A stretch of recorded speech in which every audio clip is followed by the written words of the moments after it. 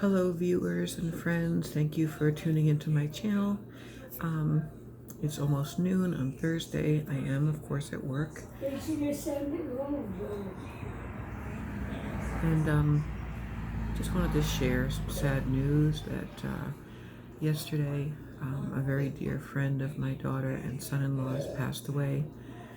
His name was Adam. He was 30. He had a very severe form of autoimmune anemia. And even though he had had a full blood transfusion in the hospital, and apparently nobody was necessarily expecting him to pull through, they did everything they could. His oxygen levels never came back up. He was intubated and he passed. And I've been trying to process this, and the way I process things is to write about them.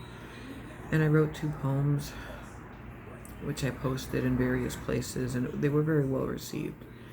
Because grief is such a common thing for all of us, and we all deal with it in a different way, and there's different philosophies and religion, and death is the great mystery, the biggest unknown that's going to come for us all, as Emily Dickinson says.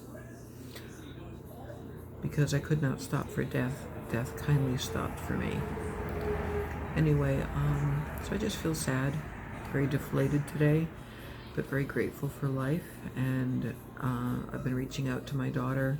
We've been conversing back and forth, and I'm really grateful for that, because before I got sober, I was not able to fully be there for people in their time of need, because addiction is a very selfish disease that, again, we don't ask for.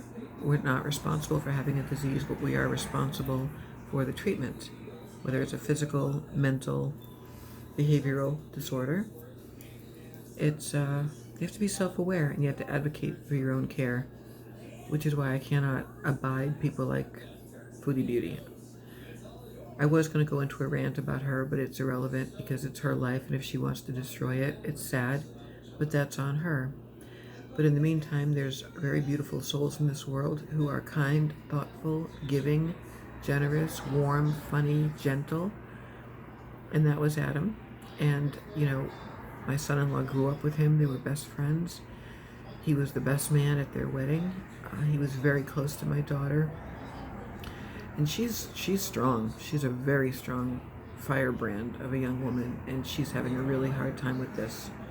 So if any of you pray, say a prayer, think a good thought, send some good vibes into the universe, which I know right now is holding Adam gently in its hands.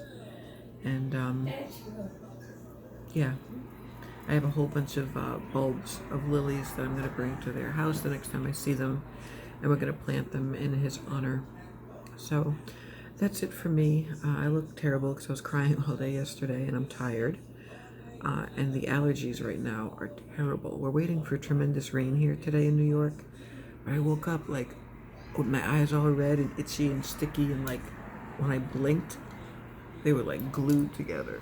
So I put some drops in them, but minimal makeup today because of whatever. I put my hair in a little ponytail, and that's as good as that's gonna get. So I'm here till either 8 or 10 tonight, and then tomorrow I get my little haircut, which I'm psyched about. I got my window installed this morning in my living room. I'm waiting for 5 years to do that. It's kind of expensive, but I'm having company on the 13th. My aunt and her wife are coming over, and I don't want to have like a completely occluded window that nobody can look out of in the living room, you know? So that's it. There's nothing really else to talk about. I should read you my poems, but I did put them on several sites this morning, and they were very well received, because grief and death are hard things to write about, but just like every other emotion and human experience, they should be honored, and we should unpack them and talk, if we want to, about how we feel, even if that means anger and raging and cursing and screaming into a pillow and just realizing it's very, very unfair when a beautiful soul is taken so young. And like I said, there's other trash humans that are just throwing it all away and making money off of it. But that's none of my business. If I had tea right now, I'd sip it. I do have a water with me. And I made some gluten-free brownies a little while ago for one of our gluten-free people here. And I'll talk to you guys later. Thank you for listening to my ramble. Peace.